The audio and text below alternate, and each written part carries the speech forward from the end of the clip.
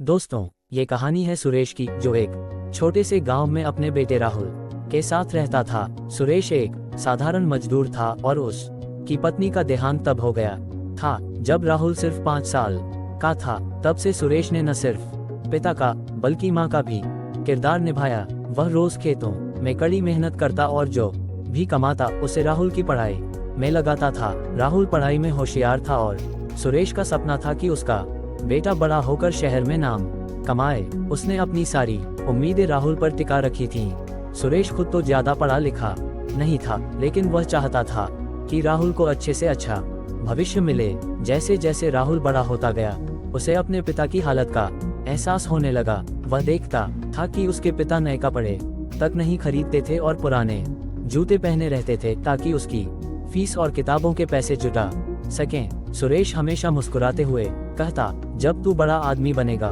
तो मेरे सारे दुख मिट जाएंगे। समय बीतता गया और राहुल ने गांव के स्कूल में अच्छे अंक प्राप्त किए। उसे शहर के एक प्रतिष्ठित कॉलेज में प्रवेश मिल गया। सुरेश ने अपनी जमीन गिरवी रख दी ताकि राहुल की फीस भर सके।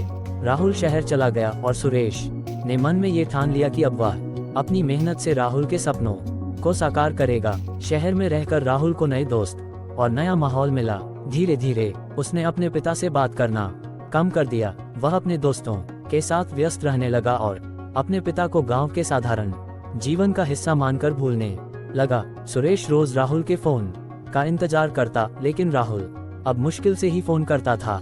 एक दिन सुरेश अचानक बीमार पड़ गया। उसने राहुल को फोन किया, लेकिन राहुल किसी जरूरी प्रोजेक्ट में व्यस्त था और कह दिया कि वह बाद में बात करेगा। सुरेश ने कुछ नहीं कहा, बस धीरे से फोन रख दिया। उसकी हालत दिन ब दिन बिगड़ती जा रही थी, लेकिन वह अस्पताल जाने से मना कर देता था। वह कहता, राहुल की पढ़ाई के लिए पैसे चाहिए, मैं अस्पताल नहीं जा सकता। आखिरकार एक दिन सुरेश की तबीयत इतनी खराब हो गई कि उसे अस्पताल ले जाना पड़ा।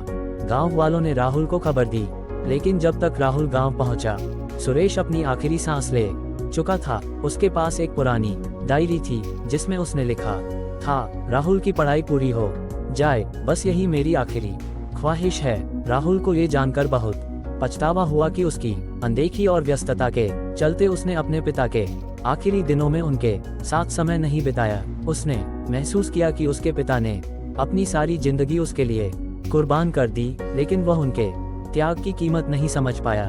दोस्तों, ये कहानी हमें ये सिखाती है कि माता पिता का प्यार और त्याग अनमोल होता है।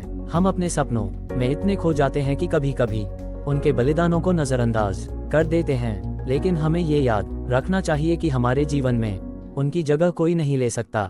उनके साथ बिताया गया समय सब से कीमती होता है।